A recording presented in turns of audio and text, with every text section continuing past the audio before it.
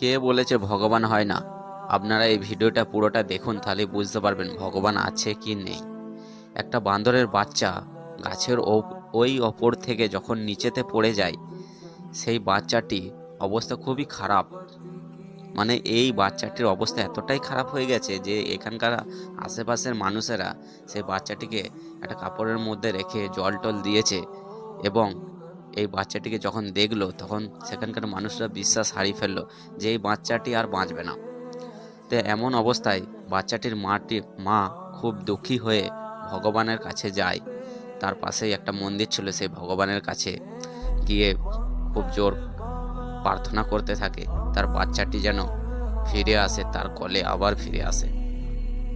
মানুষ হলে তো কত কিছু হয়ে যেত, ডাক্তার, কত টাকার খেলা হতো, কত নামি দামি ডাক্তার আসতো, কত নামি দামি হসপিটালে নিয়ে যাওয়া হতো। কিন্তু এই জানোয়ার বা এই পশুদের কেউ কোনোদিন কোনো জায়গায় নিয়ে যায় না। এদের ভগবানের ওপর অনেকটাই ভরসা থাকে।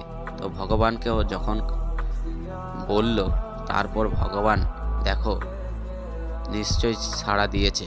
এবার বান্দরের বাচ্চাটি আস্তে আস্তে উঠে, দেখো উঠে গেল কত সুন্দর। তো ভগবান আজকে তো দেখলে যে ভগবান আছে কি নেই। আপনাদের যদি এই ভিডিওটি ভালো লেগে থাকে অবশ্যই জয় শ্রীরাম লিখে যাবেন কমেন্ট বক্সে এবং ভিডিওটিকে শেয়ার করে পাশে থাকবেন। এ ধরনের ভিডিও দেখার জন্য অবশ্যই পেজটিকে ফলো করে দেবেন।